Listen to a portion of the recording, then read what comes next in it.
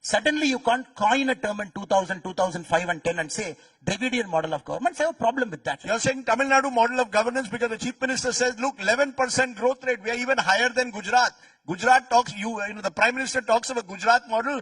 Please come to Tamil Nadu. Our social indicators are better and our economic indicators Where was match up. Gujarat in 1980? Where was Tamil Nadu in 1980? Where was Gujarat in 2000? Where was Tamil Nadu in 2000? Tamil Nadu was always a front runner. When was Tamil Nadu not in the top 3 states of our country? Even 1960 we were in the top 3. 1970 we were in the top 3. Even now we are in the top 3. Suddenly you can't take a peace argument and say, even now we are leading, so we are better than Gujarat, better than UP. It is a unique form of government. Tamil Nadu is always a better state because we had a lot of specific advantages in this state. Is there a Tamil Nadu model of governance that you are taking to the people? Is there anything like a Dravida model of governance? It's not my brief to be, explaining the DMK's slogans. It's not. We are in a political alliance and we'll carry forward our but is there a Tamil Nadu model? See, the Tamil Nadu is generally an educated state, it's an entrepreneurial state, and with a strong bureaucracy. Yes, and right now it's an attractive destination for investments. A lot of investments are coming because society places such a premium on education. We are going forward. And then there is also the basic services compared to north of India. When I talk to my colleagues, they're all amazed to know that our PHCs are manned by competent doctors and very, very competent nurses. Whereas most of my colleagues in North India think that no nurse will ever go and join for duty in some places in UP and Bihar. So we are different. We've been always socially a little bit more conscious state. And that possibly comes from it's not just a political ethos, it's also a cultural ethos. And that's why we are ahead. But if there is a brand of politics here, of course, it's a forward-looking state in terms of investment. And there is also a large welfareism, which seems to be working here, and which both the political parties, DMK and ADMK, practice. And that also seems to have a lot of purchase among the people. Because one of those aspects of welfareism, Annamalai, is women voters. The BJP's been very successful in, particularly in North India, in wooing women voters. We even saw in Bihar in the recent elections, large numbers of women vote for the BJP. Here, on the other hand, the regional parties, both the DMK and AIDMK, claim that they have already offered so much to the women of Tamil Nadu. You look at most of the numbers. Tamil Nadu's women in the workforce, for example, very high numbers across industries. That vote has become very critical. And therefore, the regional parties have been able to embrace welfareism. What Mr. Modi now calls welfareism or the Labhartis in North India was already done in this part of the country 20 years ago. Therefore, the space for the BJP is limited. It's a very valid point. 1970, 80s, 90s, if you look at the participation of women in workforce here, the child birth rates here, if you look at the death rate of a child before 100 days, before 1 year, Tamil Nadu was always a much better state, a state that was far ahead.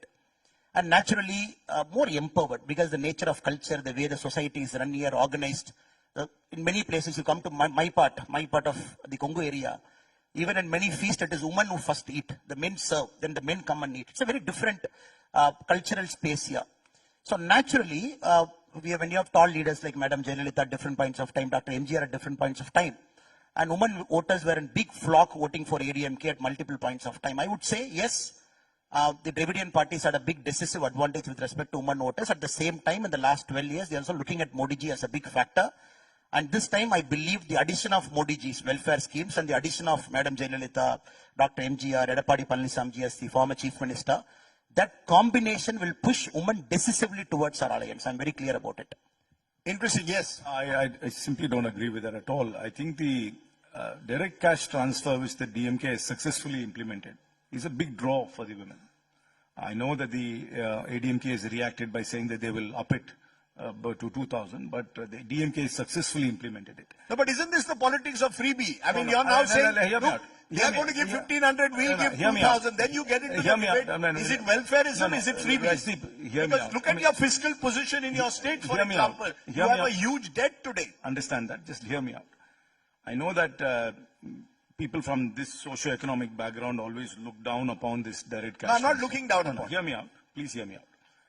I firmly believe that direct cash transfer is much better than any of these complicated schemes which Government of India and Government of Tamil Nadu all announce. Most of the schemes are so complicated, nobody can understand how they're implemented. Collectors are at a loss, people don't understand. I mean, this subsidy for an entrepreneur, if he starts a business, how does he even apply? Banks don't come. Forget all this. If I had a free run, I would actually give a universal basic income to people. I'll tell you why. Direct cash transfer goes into the people's hands. It empowers them. And what do they do with the money?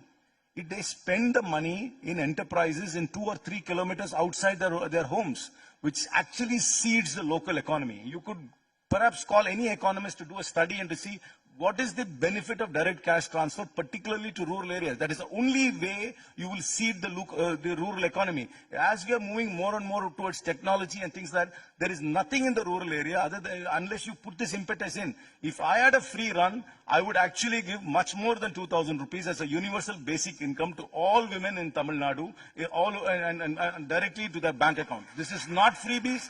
This is good economics. It seeds the local economy, and the money comes back to the system because they buy products which are all taxed. Which product is not taxed? All comes under GST. The money comes back into the system. So this is good economics. I mean, it's not something unique which the DMK has founded. I think direct cash transfer has happened in other parts of the world. Other governments have done it.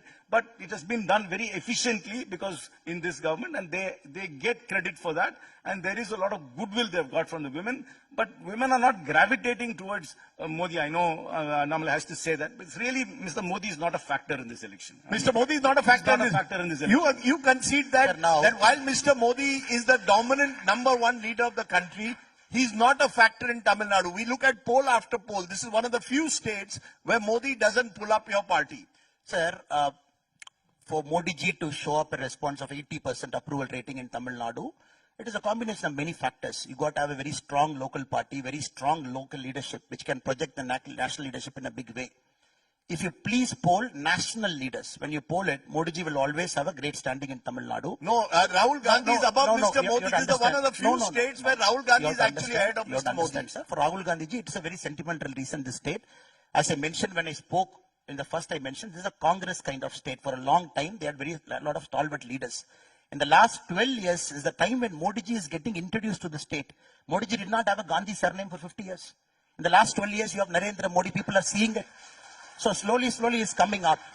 And with respect to answering his question, sir, it is very important, whether we like it or not.